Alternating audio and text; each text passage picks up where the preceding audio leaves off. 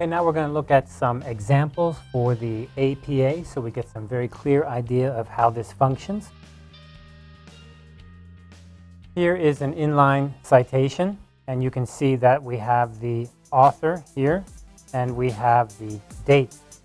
However, the APA guideline is you need to have the date inside the parentheses. Remember, it's called Parenthetics. We need to have the parentheses. So, Gazaniga, 1967. Flash pictures to the right or left visual field of each patient whose corpus callosum has been surgically severed. Please remember, space before, space after parentheses, but no space inside the parentheses just before and after. Very easy to get mixed up on that.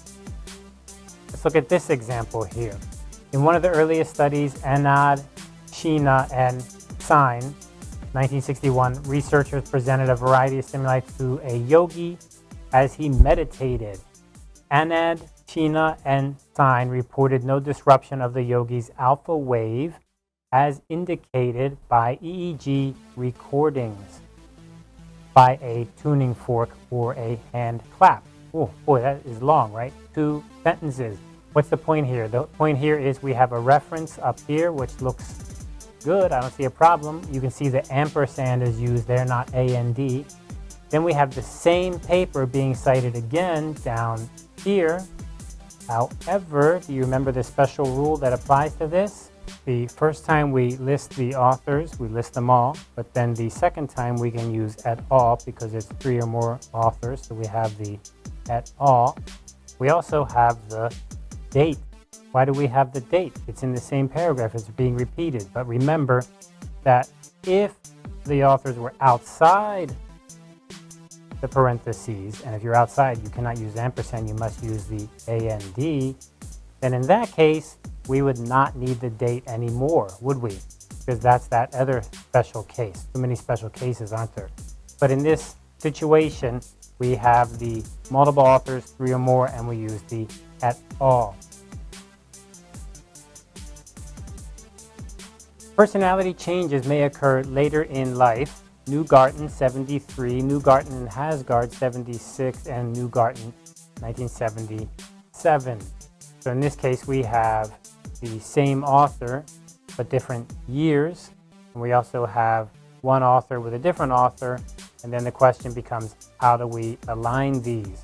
So in this case, we take Newgarten, since he's the same person, and we combine the dates by splitting them up with a comma.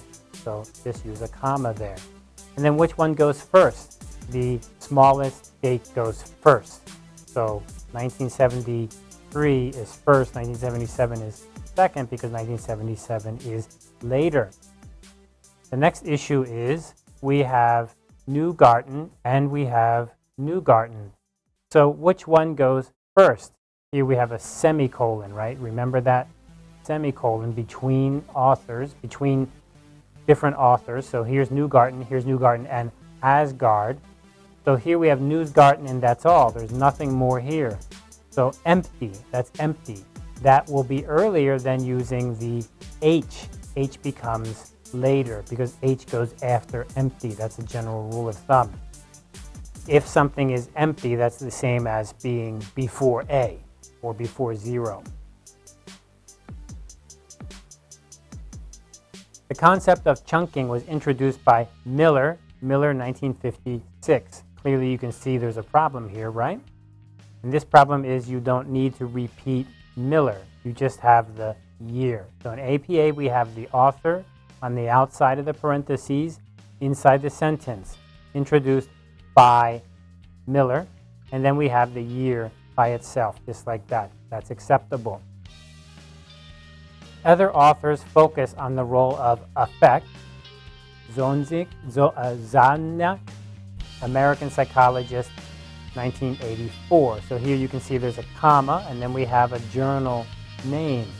However, in APA, very clearly we don't need a journal name. We just need the author, comma, year.